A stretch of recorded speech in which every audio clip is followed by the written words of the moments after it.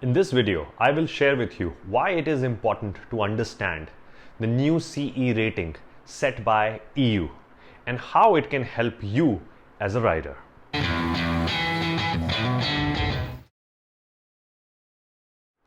You bought your motorcycle gear and assumed that it's a product that is going to save you and protect you.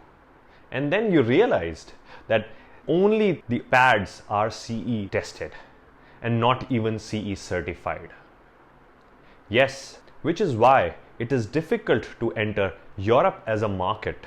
For many years now, there have been impact standards for limb, chest, and head. But in 2020, new developments came which also included abrasion resistance. This has been driven by the European Commission, and many products used to get away with the same, but not anymore. The earlier norms were read through various nomenclatures, such as EN 1621, EN 14021. They developed a set of standards that classify abrasion resistance into different buckets. This test was called the Tabor test, which is done by the Tabor machine, and this was an abrasion test. While the performance segment for motorcycles was always measured through a different lens of EN 13595-1, which was established in 2002, covering not just impact but abrasion resistance as well. Also, in the old standards of 1621, there were 4 classes, in which many manufacturers stating classes as level 1 to 4. Each class was actually defined for a specific test. Let's go through each class one by one.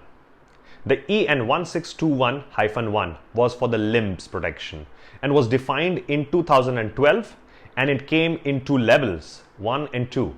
EN 1621-2 was for the back protection and was defined in 2014. Then came the EN 1621-3. This was for the chest protection and was defined in 2018.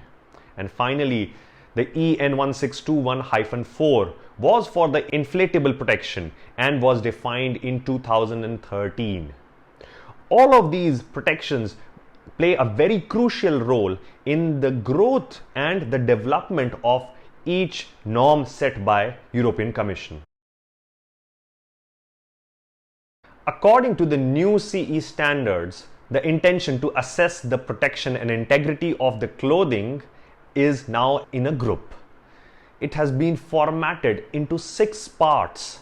Part 1 prescribes the test methods, while Part 2 to Part 6 details the requirements for the garments in the classes, such as AAA, AA, single A, B, and C.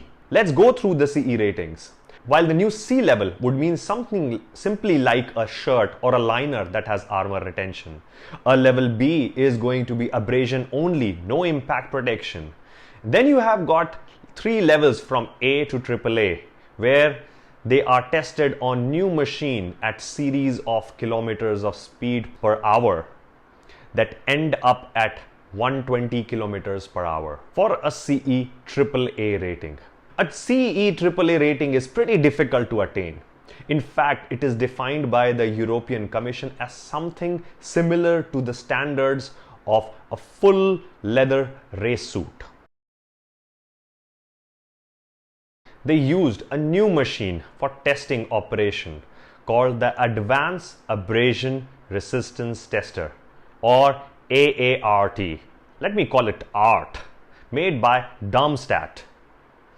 There are only a handful of these machines that are available across the world. Right now, that includes places like Satra and ACLAB. They test the products at different kilometers per hour speed with respect to slip period, slip distance, hole formation, and a lot more. They do it both as a completed garment and separate units. All in the individual fabric as well as completed garment need to pass to get the different kinds of CE rating. It's a huge process that takes lots of time and money. But with this, the manufacturer is able to know what level of abrasion resistance as well as protection that the garment has that they are selling. As a part of the test, they also test the zonal areas like zone 1, which is the high impact area like an elbow, a knee, or even the shoulder. I hope with this information you will be able